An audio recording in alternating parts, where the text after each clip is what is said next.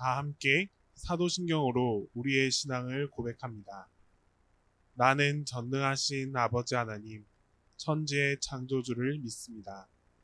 나는 그의 유일하신 아들, 우리 주 예수 그리스도를 믿습니다. 그는 성령으로 잉태되어 동정녀 마리아에게서 나시고 본디오 빌라도에게 고난을 받으사 십자가에 못 박혀 죽으시고 장사된 지 사흘 만에 죽은 자 가운데서 다시 살아나셨으며 하늘에 오르시어 전능하신 아버지 하나님 우편에 앉아 계시다가 거기로부터 살아있는 자와 죽은 자를 심판하러 오십니다. 나는 성령을 믿으며 거룩한 공교회와 성도의 교제와 죄를 용서받는 것과 몸의 부활과 영생을 믿습니다.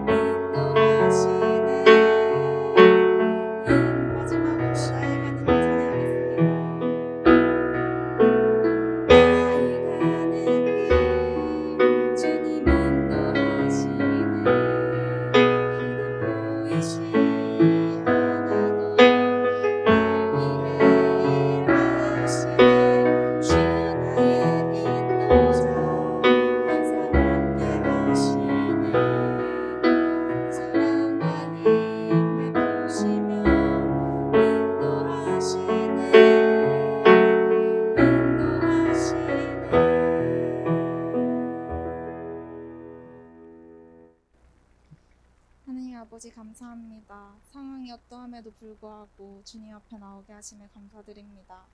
두세 사람이 모인 곳에 함께 계시겠다 하신 주님, 지금 이 예배를 하는 이 순간 저희와 함께 하여 주시옵소서.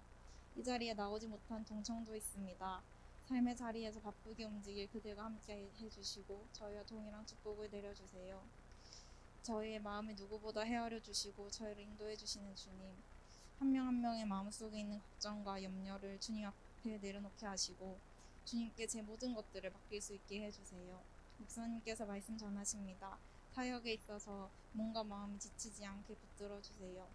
주님, 저희가 교회를 나오지 못할 때 교회에서의 예배를 간구했던 그 마음을 잊지 않게 하시고 매주의 예배를 기대하며 나아오는 저희 동청이 될 수 있게 도와주세요.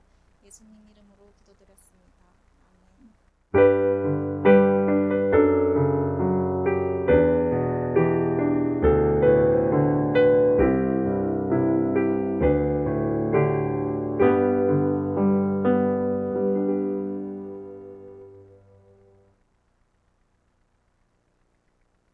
네, 오늘 우리에게 주시는 하나님의 말씀을 함께 보도록 하겠습니다. 하나님의 말씀은 잠언 23장 19절에서 25절 말씀입니다. 구약성경 잠언 23장 19절에서 25절 말씀입니다. 내 아들아, 너는 듣고 지혜를 얻어 내 마음을 바른 길로 인도할지니라. 술을 즐겨 하는 자들과 고기를 탐하는 자들과도 더불어 사귀지 말라. 술 취하고 음식을 탐하는 자는 가난하여질 것이요 잠자기를 즐겨 하는 자는 헤어진 옷을 입을 것임이니라. 너를 낳은 아비에게 청종하고 내 늙은 어미를 경히 여기지 말지니라. 진리를 사되 팔지는 말며 지혜와 훈계와 명철도 그리할지니라. 의인의 아비는 크게 즐거울 것이요 지혜로운 자식을 낳은 자는 그로 말미암아 즐거울 것이니라. 내 부모를 즐겁게 하며 너를 낳은 어미를 기쁘게 하라. 네. 오늘 말씀의 제목은 기쁨이 되는 자녀입니다. 사실 우리의 부모님은 있는 그 자체로 여러분들을 낳아주셨다는 것만으로도 크게 감사해야 될 분들이에요. 더구나 우리 여기 동신교회 청년부 여러분들을 바라보면 그냥 여러분들을 낳아준 것만으로도 감사한데 여러분들에게 신앙까지도 전수해 주셨고 또 그 가운데 여러분들이 이 크리스찬 가정 공동체 안에서 성장할 수 있도록 예수님을 깨닫게 해주셨고 또 하나님의 말씀을 심겨 주심으로써 여러분들을 이렇게 믿음의 자녀들로 성장시켜 주셨어요. 그 어떤 부모님보다도 여러분들은 큰 축복과 감사를 함께 드려야 할 이유가 바로 거기에 있다고 생각합니다. 그런데 보면 재밌는 이야기를 여러분들에게 하나 해드릴게요. 이 고기가 무슨 고기일까? 가시고기 맞아요. 가시고기. 이름이 가시고기인데 그 등에 막 이렇게 가시가 막 나 있다 해가지고 가시고기라는 이름을 들고 있어요. 그런데 인터넷에 가시고기 딱 쳐보면 제일 먼저 등장하는 멘트가 부성애예요. 부성애. 다시 말해서 이 가시고기는 수컷 가시고기가 특히나 그 부성애를 잘 보여준다고 합니다. 왜냐하면 수컷과 암컷이 이렇게 알을 낳게 되면 암컷은 그 알을 놓는데 전심을 다해서 놓고 떠나가 버린대요. 죽거나 떠나가거나. 모성애가 없다는 건 아니에요. 정말 전심을 다해서 아기들을 이상하다. 아이들을 낳아준다는 것. 거기까지가 암컷 가시고기의 역할이라면 그 이후 알에서 깨어나서 다시 이 세상 밖으로 나오기까지의 그 과정을 책임지는 사람은 사람이 아니지 물고기는 수컷이래요. 그래서 이 수컷 물고기가 외부의 침입이 오면 그걸 어떻게든 막으려고 애를 쓰고 또 산소를 공급해주기 위해서 어떻게든 노력을 하고 그만한 노력과 온 힘 다해서 온 마음 다해서 그렇게 처절할지언정 그렇게 내 새끼들을 지켜서 끝내 세상 밖으로 보내준대. 그러면 그 다음은 어떻게 되냐? 이 수컷 가시고기가 아이를 지키기 위해서 온 힘을 다 쏟은 나머지 그냥 그렇게 힘없이 죽어버리게 된대요. 내 새끼가 세상 밖으로 태어나기 위해서 이 부모들은 결국 다 죽음을 맞이하게 되는 온 힘 다해서 내 새끼들을 이렇게 보살펴주는 모습에서 부성의 대명사라고 이야기를 합니다. 자, 그러면 아빠만 사랑할 수 있을까? 우린 또 엄마도 사랑한다, 그쵸? 이게 뭘까? 달팽이 아니에요. 우렁이 맞아요. 우렁이를 어떻게 알지? 우렁인데 우렁이는 우리가 이렇게 따는 재미로만 알고 있지 사실 그 특성은 나도 처음 알았어. 근데 이 우렁이를 잘 보면 우렁이는 반대예요. 아빠는 뭐 크게 역할을 하지 않는 것 같아. 그런데 엄마가 알을 어디에 놓느냐? 바로 이 껍질 안에 알을 놓는다고 합니다. 밖에 내버리는 게 아니라 자기 안에서 알을 놓고 그러면 이 알이 제일 잘 보호할 수 있겠지. 그래서 그렇게 하는 것 같아. 그런데 그 이후의 과정이 앞에 가시고기보다 더 처절할 것 같아. 새끼가 태어나서 어떻게 자라나느냐, 어느 정도까지 세상 밖으로 나오기까지 자라나는데 그 영양분을 어디서 찾냐 하면 엄마 암컷 우렁이의 살을 이렇게 갉아 먹는다고 해요. 그래서 이 암컷 우렁이의 살을 이렇게 조금씩 갉아먹으면서 자기 영양분을 이렇게 충분히 채우고 나중에 이 새끼가 밖에 나올 때쯤 되면 어떻게 되느냐? 수컷 암컷 우렁이는 그냥 이제 뼈도 없지, 그냥 앙상하게 메말라 가지고 그렇게 번데기가 돼서 죽어버리게 된다. 모성애의 대명사 하면 우렁이를 생각할 수 있어요. 동물도 이렇게 사랑한다고. 자기 자식들을 위해서, 자기 자녀들을 위해서 이만큼 사랑하는데, 자 이제 그럼 성경에서 한번 봅시다. 성경에서 부모가 자녀를 사랑하는 가장 핵심적인 장면은 저는 그래도 마리아라고 생각해요. 마리아의 삶을 우리가 조금은 깊이 조명해 보면 부모가 돼도 정말 이런 부모가 될 수 있을까 싶을 만큼 큰 사랑을 보여준 것이 바로 마리아예요. 마리아는 예수님의 탄생 때부터 사실 온전하지 않았죠. 부모님이긴 부모님인데 내가 남편과 이렇게 자식을 낳아서 아이를 생긴 게 아니라 정말 뜬금없이 어느 순간에 갑자기 아이를 잉태했다라고 하게 돼요. 이 사실이 과연 나에게 축복이 될 수 있을까? 여기 우리 여자 청년들도 있잖아. 갑자기 아기를 가졌대요. 오늘 갑자기 뜬금없이. 여러분들의 반응 속에서 과연 이 아기를 축복할 수 있을까? 더구나 지금은 그래도 뭐 조금 개방됐다 하더라도 이 시대는 어떤 시대였어요? 미혼 여성이 아기를 낳았다는 사실만으로 그게 밖으로 알려지기만 하더라도 사람들에게 돌팔매질을 당하거나 정죄당하거나 그렇게 핍박받으면서 살아갈 수밖에 없는 그런 환경이었어요. 마리아가 그런 환경에 처해 있습니다. 그런데 마리아는 어떻게 했을까? 자기의 이 성령으로 잉태된 이 아기를 포기하지 않았어요. 왜? 예수 그리스도가 내 안에서 성령으로 잉태했다라는 이 말씀을 믿음으로 받아들였기 때문에, 하나님의 음성을 믿음으로 받아들였고 이 아기를 잘 낳아서 잘 키우는 것이 나의 사명이다라고 생각했기 때문이에요. 그래서 예수 그리스도가 태어났죠. 힘들게 태어났어. 진짜 사랑으로. 이거는 찐 사랑이 아니면 이걸 견디기 힘들었을 거야. 그렇게 사랑해서 예수 그리스도를 이 땅에 태어나게 했어요. 이 사랑이 여기서 끝났을까? 아니지. 12살이 되던 해에 성전에 가서 예수님과 함께 예배를 드리기 위해 그곳에 갔다가 돌아오게 되었죠. 그런데 예수 그리스도가 따라왔다 안 따라왔다? 안 따라왔어요.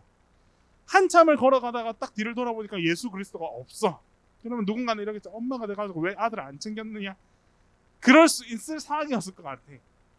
그래서 한참을 또 쫓아 다시 왔던 길을 되돌아가서 그 회당 예배당에 들어가서 예수 그리스도를 목격합니다.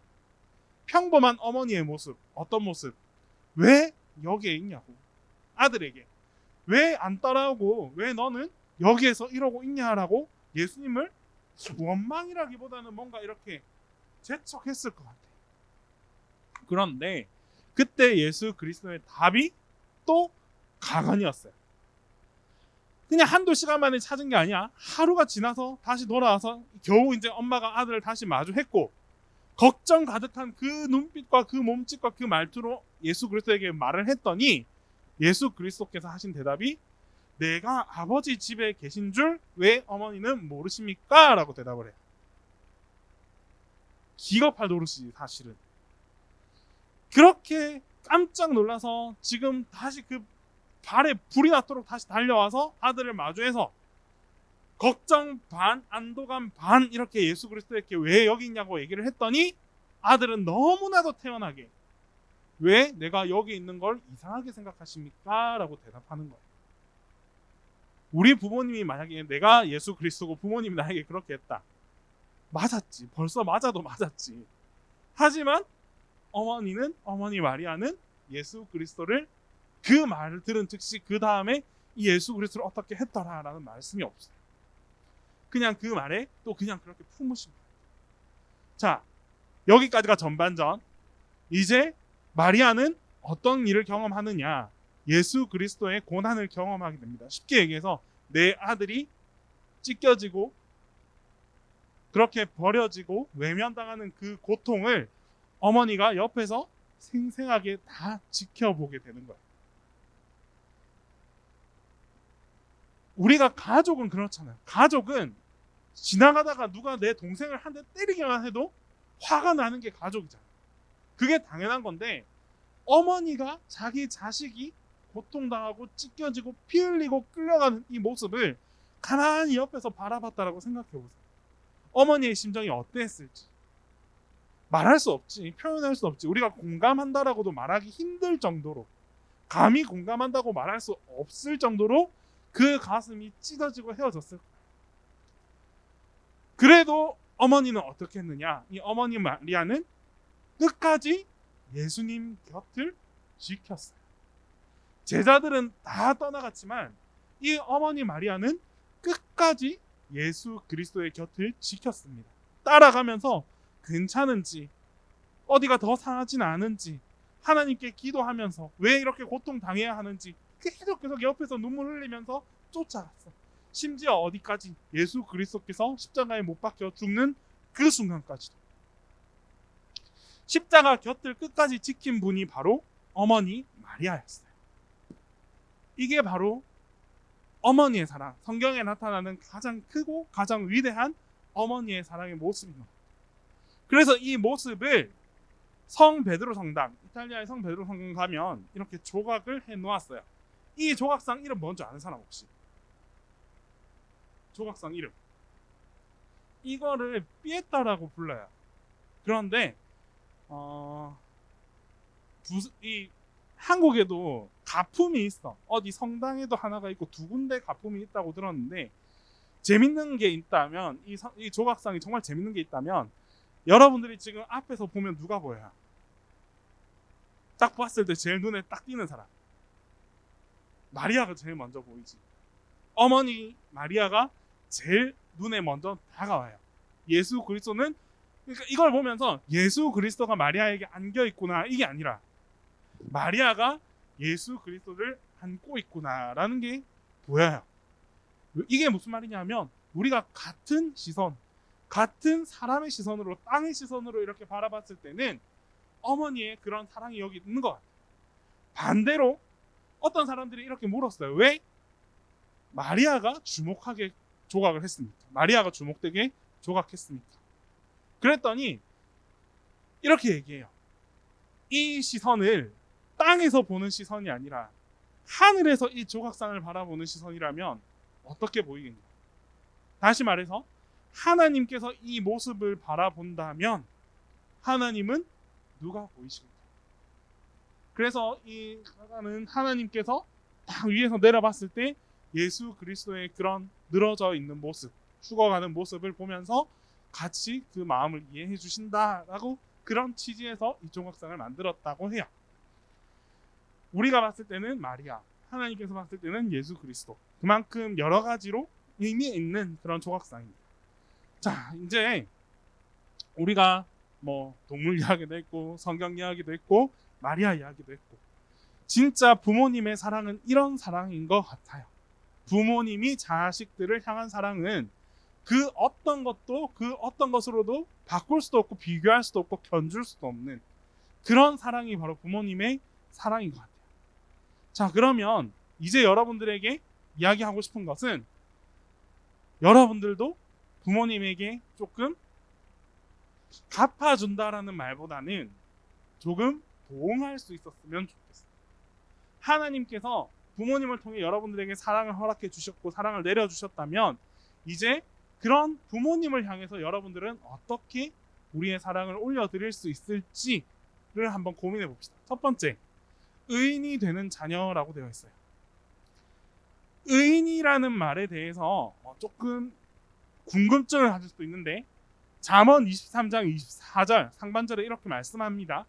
의인의 아비는 크게 즐거울 것이요.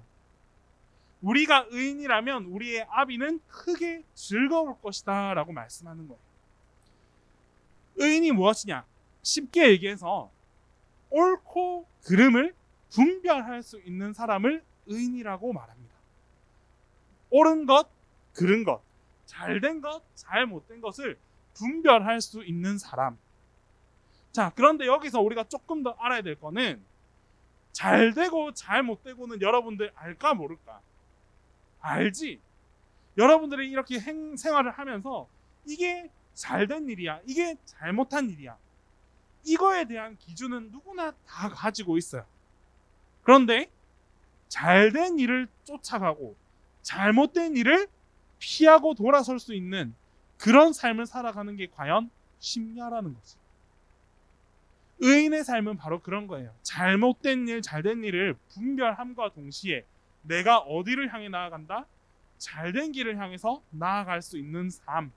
그게 바로 의인의 삶이에요.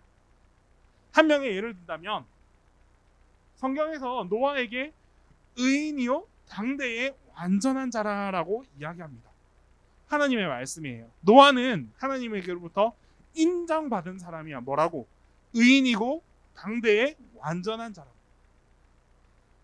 여러분들이 판단했을 때 노아가 산 위에서 배를 짓는 일은 잘된 일일까요? 잘못된 일일까요?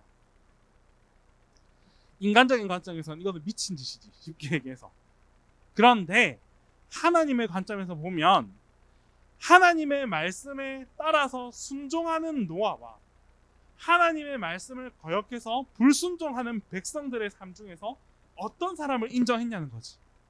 하나님께서는 다른 백성들, 불순종의 백성들이 아니라 나를 향해서 순종하고 그 길을 걸어갈 수 있었던 노아 한 사람을 의인이자 당대의 완전한 자라라고 인정해 주셨어요. 이게 바로 의인이야. 세상의 가치가 아니라 하나님께서 보시기에 하나님께서 인도하시는 길, 하나님께서 말씀하시는 길, 하나님께서 원하시는 그 길을 믿고 걸어갈 수 있는 사람. 이게 바로 의인이에요. 그리고 의인이 누구를 기뻐한다? 의인의 아비를 기뻐하게 할 수 있다는 말이에요. 그런데 우리가 이렇게 의인으로 살아가는 삶 결코 쉽지 않아요. 그래서 말합니다. 그러나 노아는 여호와께 은혜를 입었더라. 사람의 능력이 아니라는 거예요. 의인으로 살아가는 것 쉽지 않아요. 그래서 누구의 힘이 필요하냐? 하나님의 은혜가 필요하다는 거예요. 그래서 우리가 해야 할 일은 하나님께 간구하세요. 무엇을? 은혜를. 어떻게? 내가 의인의 삶을 살아갈 수 있도록. 여러분들이 하나님께 은혜를 간구해서 하나님께서 나를 이끌어 주시고 하나님께서 나를 인도해 주셔서 내가 하나님 보시기에 의인이라고 인정받는 삶을 살아가게 해달라고 간구하세요. 그렇게 살아간다면 여러분들 스스로가 하나님을 통해서 의인의 삶을 걸어간다면 나만 잘 되는 게 아니라 우리 부모님의 기쁨이, 큰 기쁨이 될 수 있다라고 말씀하는 겁니다. 두 번째, 지혜로운 자녀가 되어봅시다. 여러분들은 다 지혜로운 사람이라고 인정할 수 있겠지? 똑똑한 사람 말고 지혜로운 사람. 잠언에 또 말하기를, 하반절입니다. 지혜로운 자식을 낳은 자는 그로 말미암아 즐거울 것이니라. 지혜로운 자식을 낳은 자, 다시 말해서 지혜로운 자의 부모님은 이 아이들로 말미암아 즐거울 것이다 라고 말씀하십니다. 자, 그럼 우리가 또 여기서 지혜가 어떤 지혜인지 알아봐야 되겠지. 자녀들아, 주 안에서 너희 부모에게 순종하라. 이것이 옳으니라. 여러 가지 지혜가 있겠지만은 가정의 날, 특히 오늘 이 에베소서 본문에서 말씀하는 지혜란 너희 부모에게 순종하는 지혜. 다시 말해서 여러분들이 순종한다는데 어떤 것을 순종해야 되느냐? 부모님의 말씀, 그 부모님의 말씀에 순종할 수 있는 삶. 부모님의 말씀을 듣고 오케이, 그렇게 하겠습니다 라고 답변할 수 있는 삶을 살아가야 된다는 거예요. 가족은 참 많이 닮았다고 해요. 진짜 많이 닮았다고 해요. 나는 아빠를 닮았다, 나는 엄마를 닮았다. 그냥 단순하게 외모 말고 여러분들의 생각하는 나이가 들면 들수록 더 많이 느껴지는 것 같아요. 부모님을 닮았는데 그냥 얼굴만 닮은 게 아니라 자세히 보면 성격도 닮았어요. 그리고 더 자세히 보면 성품도 굉장히 많이 닮아 있어요. 어릴 때 그런 아이들 있지. 나는 우리 부모님처럼은 안 돼야지. 크면 똑같아요. 그만큼 부모님의 영향 아래, 부모님의 그늘 아래 성장한다면 그 성장하는 과정에서 느껴지는 나의 성격, 성품, 외모까지도 다 닮아가요. 그런데 이게 그냥 나쁘고 부정적인 게 아니라 부모님의 말씀, 부모님의 성격, 부모님의 성품을 닮아갈 수 있는 게 어떻게 보면 우리에게는 굉장한 지혜가 될 수 있다는 말이에요. 부모님께서 여러분들에게 신앙을 가르쳐 주시고 여러분들에게 올바른 길로 인도해 주시고 여러분들의 앞길에 대해서 어드바이스 해 주실 때 나는 과연 그 부모님에게 얼마나 순종하느냐는 거지. 우리가 참 많이 고민하는 게 있어요. 부모님께서 원하는 삶을 살 것인가? 내가 바라는 삶을 살 것인가? 여기서 접점을 찾지 못해서 우리는 참 많이 고민하는 것 같아요. 부모님께서 원하시는 삶은 A라고 치면 내가 원하는 삶은 B다. 그런데 잘 보면 A와 B가 갈등의 원인이 되지 않아. A가 중요한 게 아니고 B가 중요한 게 아니에요. 부모님은 여러분들이 잘 되기를 원하고 여러분들은 내가 하고 싶은 걸 하기를 원하는 것이, 이 A, B에 따라서 부모님과 갈등을 일으키는 것은 한편으로 보면 되게 1차원적인 갈등이에요. 부모님께서 괜히 우리에게 그냥 넌 이걸 했으면 좋겠어, 넌 이렇게 갔으면 좋겠어. 아니지. 몇 번이고 몇 번이고 먼저 살아보셨잖아. 먼저 걸어가 보셨고 먼저 기도해 보셨잖아. 그렇게 해서 여러분들에게 앞길에 대해서, 미래에 대해서, 나아가야 할 길에 대해서 방향을 제시해 준다면 우리도 어느 정도는 그 방향에 따라서 맞추어 갈 수 있는 거예요. 그게 여러분들이 원하는 부모님의 바람이 아니라 하나님께서 부모님을 통해 여러분들에게 길을 열어주시는 게 될 수가 있어요. 과연 나를 부모님만큼이나 나에 대해서 잘 이해하시고 사랑하시고 나에 대해서 가장 큰 조언을 해주실 만한 사람이 누가 있을까? 부모님이 첫 번째예요. 그리고 그 부모님의 말씀에 대해서 그냥 막연하게 나는 너무 달라, 난 너무 답답해서 안 되겠어, 부모님하고는 대화가 안 돼, 이게 아니라 부모님께서 왜 그렇게 인도하기를 원하는지에 대해서 고민하고 바라보세요. 그게 지혜입니다. 그 지혜가 여러분들을 하나님께서 인도하시는 방향으로 이끌어 줄 거예요. 그리고 그 지혜를 통해서 부모님께서 여러분들을 더욱더 기쁨으로 여겨 주실 거예요. 마지막 세 번째, 부모를 즐겁고 기쁘게 하는 자녀가 되었으면 좋겠습니다. 말씀에 보면 잠언 23장 25절에 내 부모를 즐겁게 하며 너를 낳은 어미를 기쁘게 하라 라고 했는데, 과연 우리들은 부모님의 정말 기쁨이라고 말할 수 있는지. 다 기쁨 맞아요. 여러분들 다 기쁨이 돼요. 부모님들에게 다 기쁨이 되는 자녀는 틀림이 없는데 조금 더 우리가 고민해보자는 거지. 집에서 혹시 이렇게 앞장서서 집안일을 하거나 엄마는 좀 쉬어, 아빠는 좀 쉬어, 오늘은 내가 할게 라고 하면서 내가 설거지하고 내가 집안 청소하고 그렇게 하고 있겠지. 다 하고 주에 하고 있지. 집에서 그렇게 하고 있지. 하영이 그렇게 하고 있지.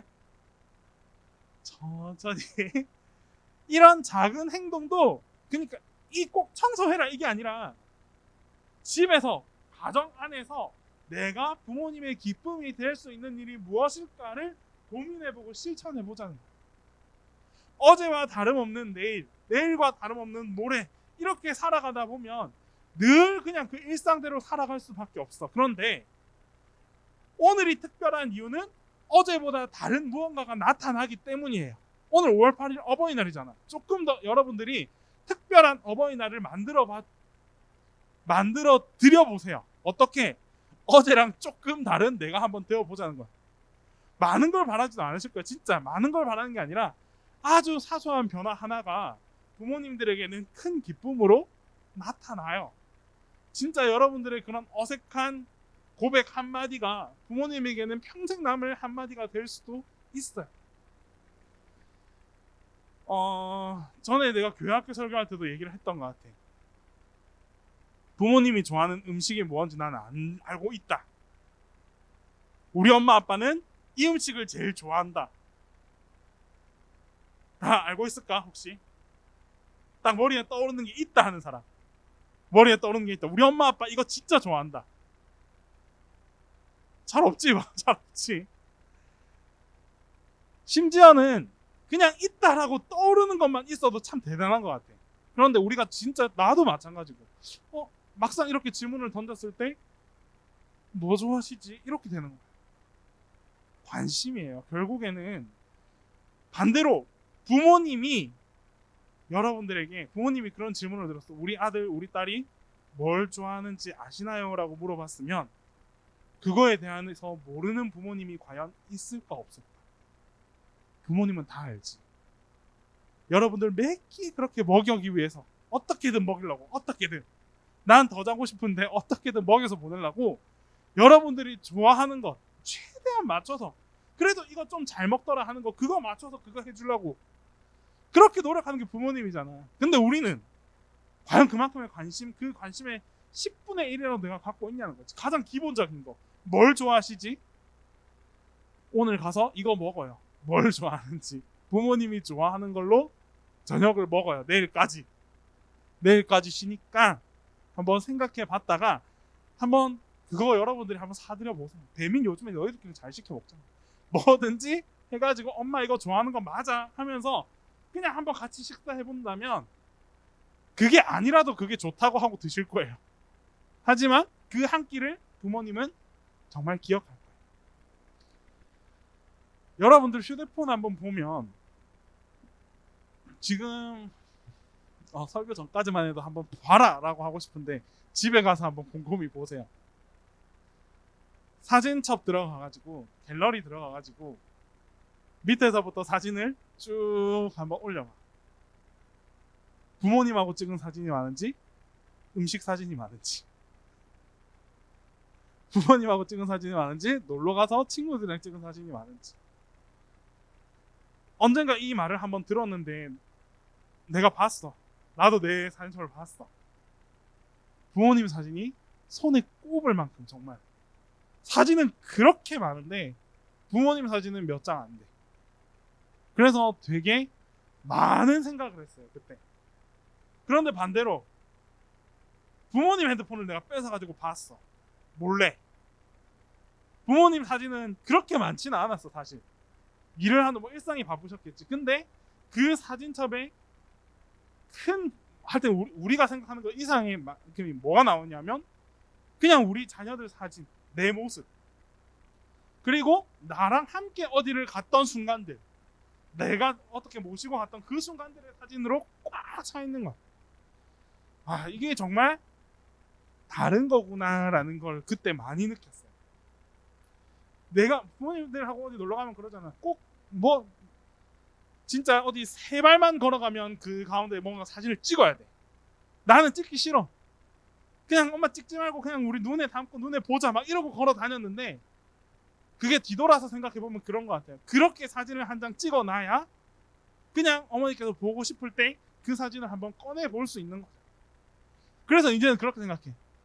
한번 찍어 드려야지. 그냥 찍자 하면 찍어 드려야지.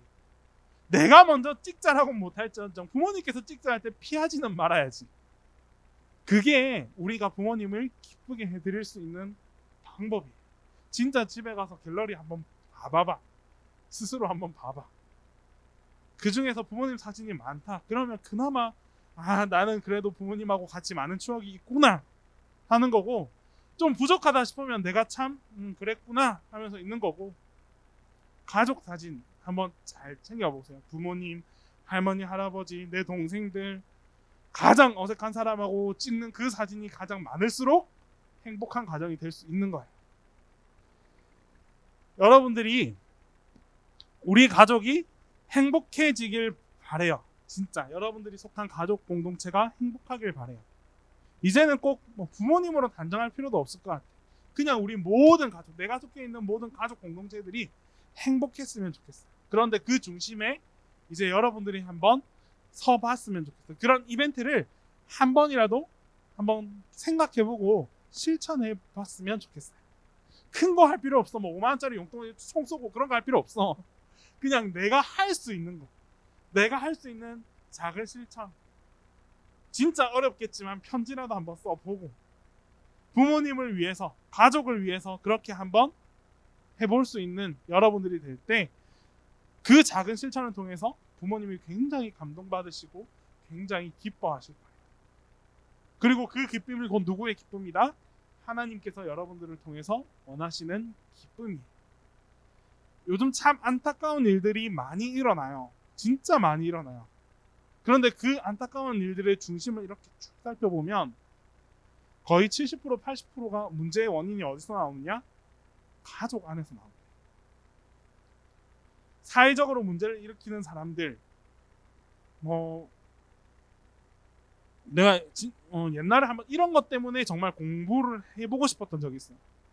아동부 아이들과 같이 있으면서 성격이 너무 다르잖아. 너무 다르잖아. 그래서 어떻게 왜 이렇게 차이가 날까라는 것을 생각해 보다가 진짜 저기 원서를 한번 집어넣었어. 다행히 잘 안 됐어. 그래서 지금 여기 있는데, 딱 조명하는데 그런 생각이 드는 거예요.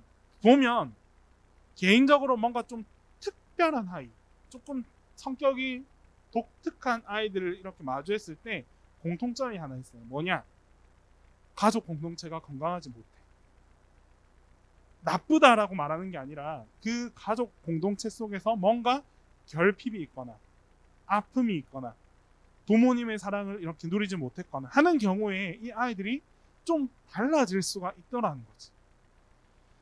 세상은 더 그런 것 같아요. 뭔가 문제가 일어났던 그 이유들을 찾아보면 왠지 이런 사랑의 결핍 이런 것들이 어긋날 다른 곳으로, 이게 문제가 되는 게 아니라 여기서 생기는 그 결핍들이 다른 것하고 만나가지고 문제가 되는 경우가 참 많더라는 거예요.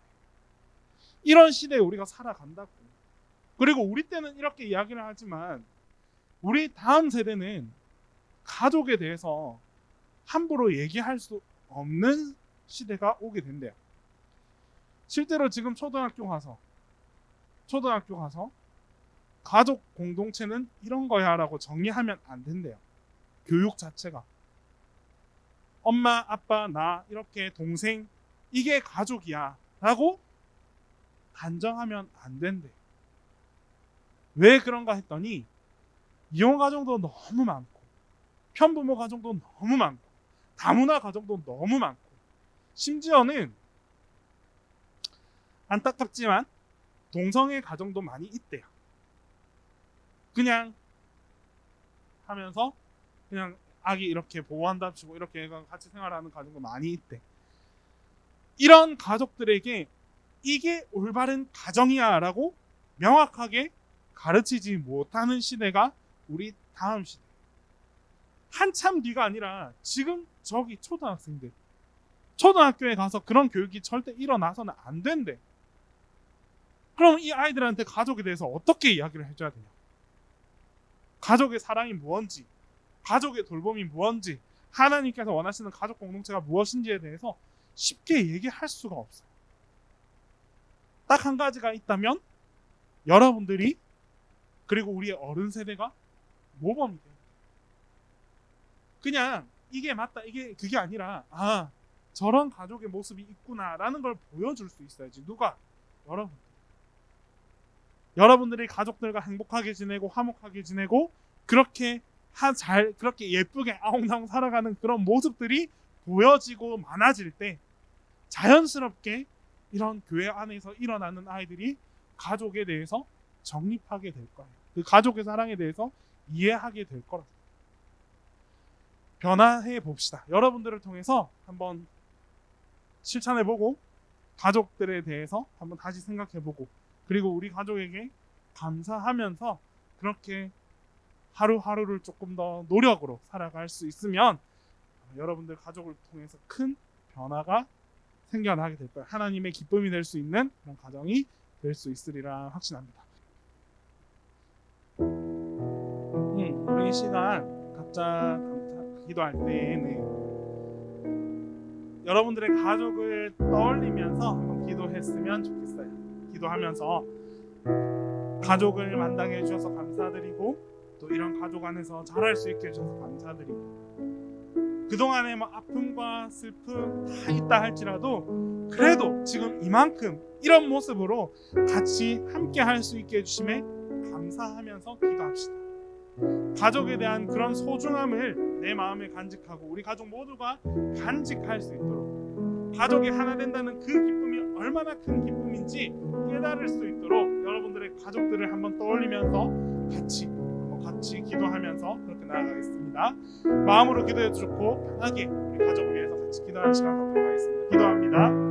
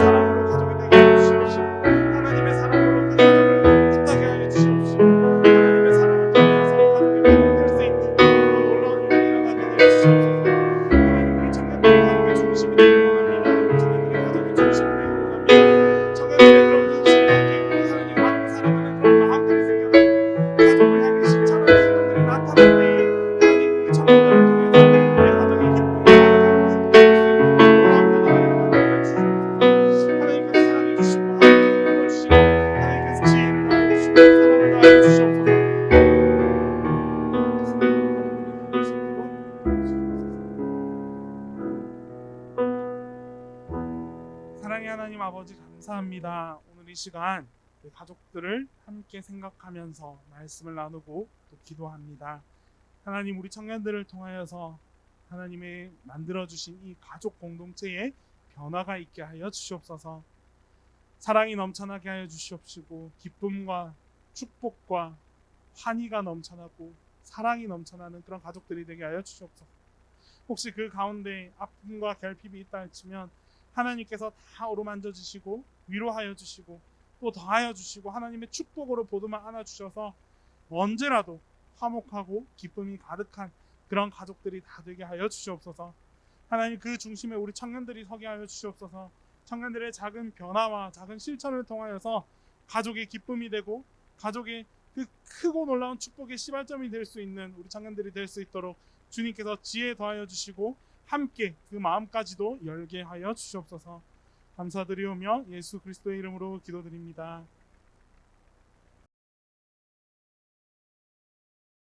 이제는 우리 주 예수 그리스도의 은혜와 하나님 아버지의 사랑과 성령의 교통하심이 이 자리에 함께 드리는 우리 동신교회 청년들과 그리고 그들이 속한 모든 가족들 위해 지금부터 영원토록 함께 계시기를 간절히 축원하옵나이다.